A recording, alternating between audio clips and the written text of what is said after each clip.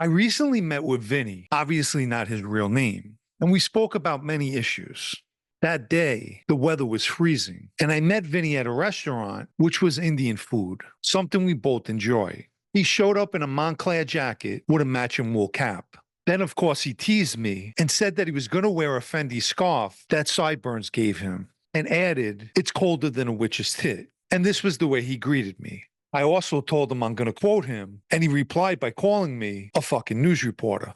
He said this place got great pakora, which is like a fried vegetable fritter. Vinny and I also like naan, which is Indian bread.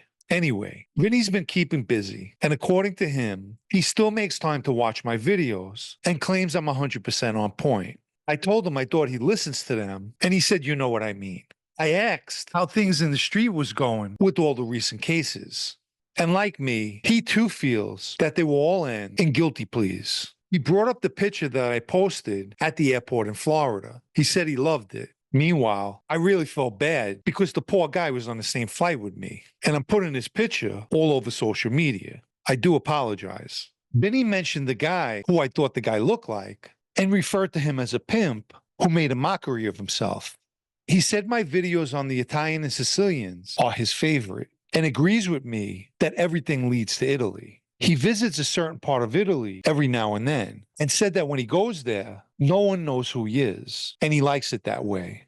Naturally, he could get an introduction to a local boss if he really wanted. But like he put it, sometimes you want to leave that world behind, especially while on vacation. He also agreed that the mafia there is much more serious than here in the United States. Overall, Vinny said that things in the street are quiet and that everyone's getting ready for Christmas.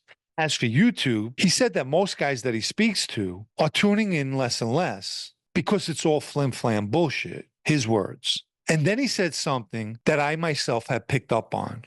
Forget the wannabe jerk-offs. Every one of them was supposed to get straightened out. They all have the same pipe dream. But the guys who were actually friends, these people were Cosa Nostra. So is this their true character? And then he said, I gotta be honest, if you carried yourself like they do, I wouldn't be sitting here right now. You're the same guy I knew in the street. I never seen anything like this. They should all be wearing paper bags with the little holes cut out for their eyes. Don't these guys have any shame? What's a wife or a girl think of them? I heard you say something along those lines, and I said, Johnny knows the deal. Do you think these women walk around proud after watching their guys carry on like high school kids? I always laugh. They're all tough guy killers. Let me tell you, none of them could cut the mustard. You know what I mean?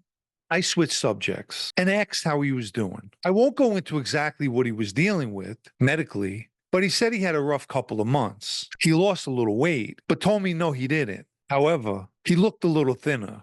Vinny is someone who is well-groomed and takes good care of himself. I'm not going to say if he's older or younger than me, but he looks good for his age. Then I told him about the last time we were supposed to meet, and I spotted a female agent driving in the opposite direction. I don't believe in coincidences. She wasn't on the Lucchese squad, although I met her through the agents on that squad. So after spotting her that day, I didn't meet him as planned. He said he don't believe in coincidences either. We both agreed on what I'm about to say. The agents want to know his identity so they could use it against him and try to make him cooperate. Vinny said, just because they see us together means nothing. Do they want to pinch us for mopery? What are we doing? He said he had a good Thanksgiving and did most of the cooking. We discussed the upcoming Christmas Eve, where a lot of Italian families cook fish on that day. He says it's one of his favorite holidays, as it is mine. I'll offer viewers a quick glimpse of his personality. When we first sat down at the table, he mentioned that he stopped drinking. And I thought to myself, that's good and difficult in that life because everyone's always having a drink. So we ordered our food, and at some point, the waitress, a woman, walked by our table, and Vinny ordered himself a drink.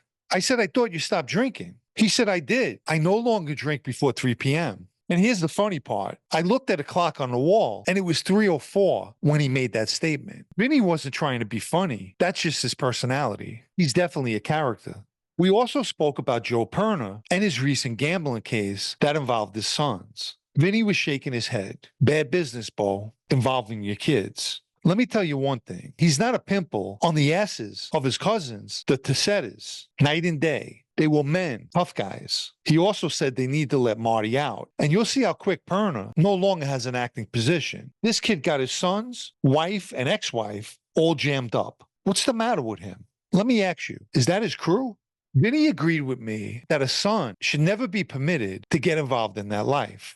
We all dealt with the pitfalls, and more importantly, the treachery that life affords you. Why would you place a son in the middle of that? I'll never understand it. Also, if you have to tell yourself, I'm a gangster, which Perna enjoys saying, are you really one? When Vinny heard that, he said Perna should be shelved just for uttering those words. He mentioned that things have definitely changed in the street. He said recently he's seen a few names of proposed guys, and it was more proof of how watered down that life has become.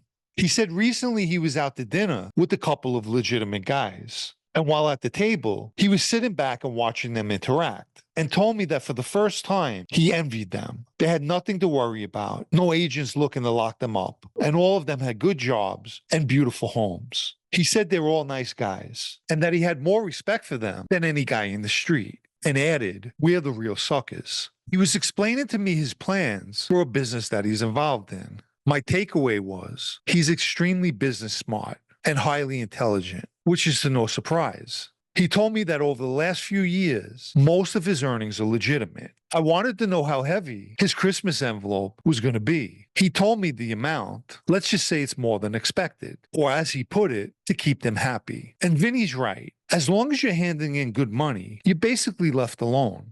On a trip to the bathroom, I managed to find the waitress and give her my card, to which Vinny said, old school move, Bo. If you haven't liked this video yet, please take the time now and give it a like, as it helps with YouTube's algorithm. Anyone who'd like to show their appreciation for videos like this, or more importantly, help me to continue making them, you can donate with the super thanks icon down below, or through the PayPal Cash App links in the video's description. Let me quickly mention my blog, also called Sit Down News, especially for those of you who still enjoy reading. The site can be found at sitdownnews.com and is a paid subscription. We both parked away from the restaurant. Old habits die hard, but he insisted on walking me to my car. On the way, he told me that he would always look at me as a friend, meaning a member.